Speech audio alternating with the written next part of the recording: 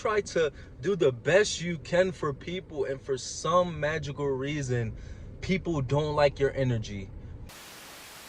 Thing about being the chosen one is that you can't hide it. You know what I'm saying? You cannot hide it. Like, no matter where I go, no matter whether I'm at my job, around people, or whatever the case may be, I feel like people can feel my vibration. Listen, I had an instance where something happened at work, and I got into a disagreement with somebody. And then after my spiritual awakening, I realized that a lot of things don't even matter that we get mad over. So I said what I had to say, and then I left it alone. They kept going, kept going, running their mouth, whatever the case may be. But I was like, I'm done. I'm no longer having that conversation anymore. But what I noticed, even at work or wherever I'm at, sometimes, and this not me minimizing myself, but sometimes I feel like I already quote unquote stand out, or people can already sense my energy, or yeah, people can sense my energy, so it's like it bothers them. So sometimes when I'm in certain situations, when I realize that I'm around some toxic individuals, I'll be quiet. Like, I'll say what I need to say, and then I'll hush up. Or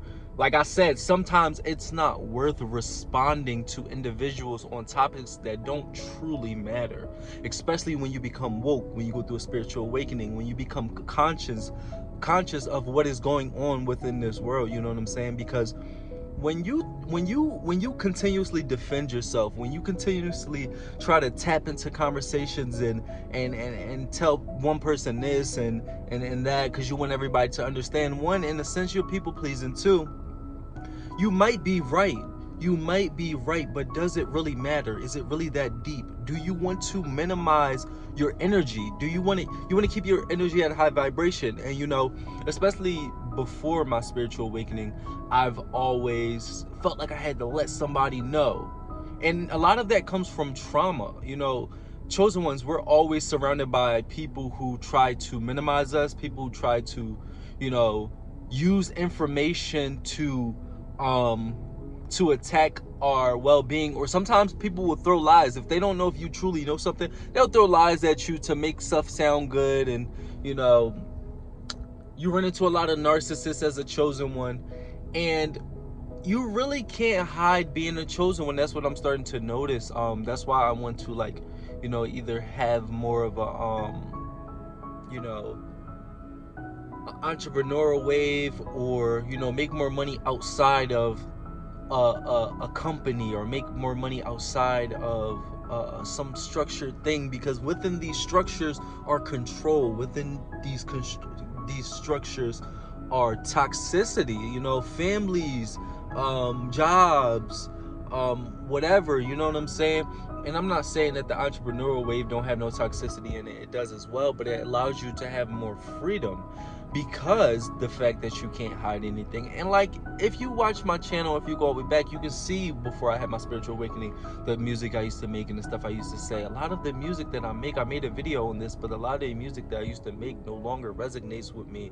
A lot of the music that I listen to no longer resonates with me. And I'm not gonna lie, I'm not perfect, so sometimes I go back to these songs knowing that they don't resonate with me, and I'll be listening to it. Like, I'll be in the car sometimes, you know what I'm saying, and I won't even listen to music, because it's like it no longer mentally resonates with me. Or I listen to podcasts, or I listen to positive stuff to raise my vibration, and then I do have these thoughts where I'm like, okay, what is enjoying life now for me? What is enjoying life? Because I used to enjoy life doing all of these things that now I perceive to be toxic. So now I'm kind of in like my heart is in like a stagnant place in regards to, like, what is new fun for Josh? What is new fun for woke Josh? For chosen Josh? For consciously aware Josh? And it is a tough battle to fight, especially when you lose everybody in your life. You know what I'm saying? And in a sense, you didn't lose anybody. You lost people physically. But when you become conscious and you realize that these people were not good for you, you didn't really lose anything.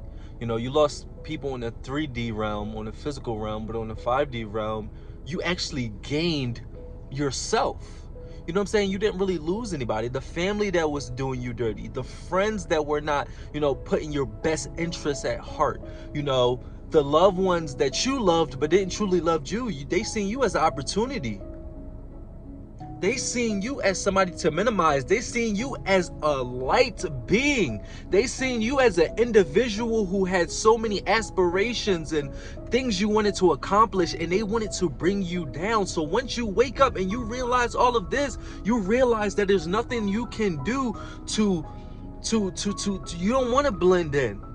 Because you realize that these individuals were trying to minimize you the whole time. And it's like, wow, my authentic self is one that can't be around them.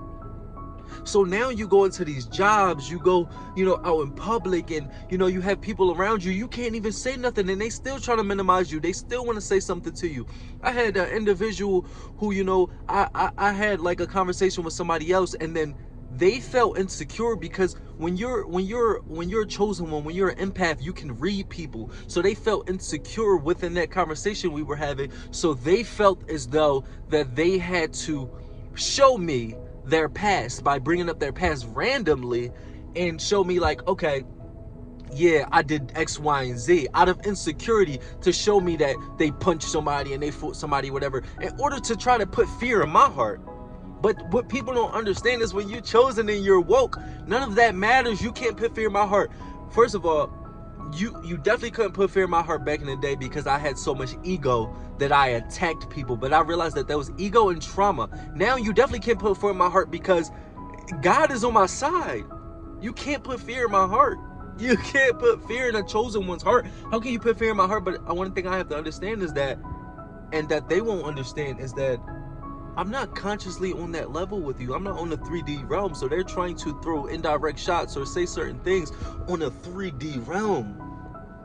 But I am no longer consciously on that level. Now, I might revisit those things mentally. I might, make a video highlighting certain things that happened from my past, but I am no longer consciously on that level. Once you leave that level through your spiritual awakening, once you wake up, once you leave that level as a chosen one, you can never go back. You can pretend and fake, but at the end of the day, you know the truth.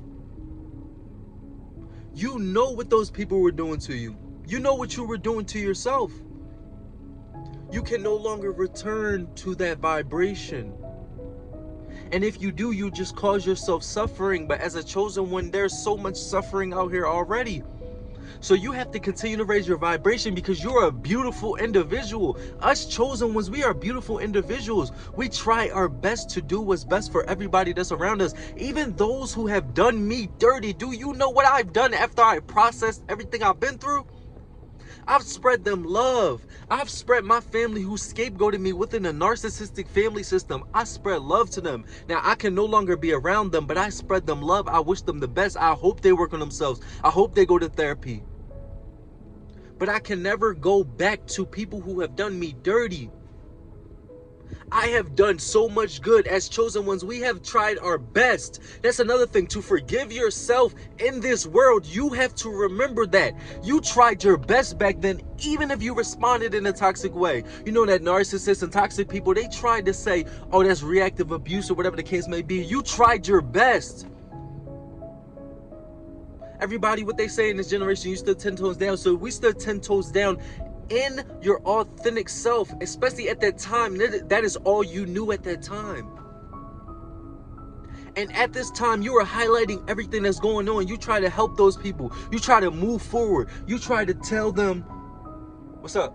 One of my clients came out, but you try to do the best you can for people, and for some magical reason, people don't like your energy.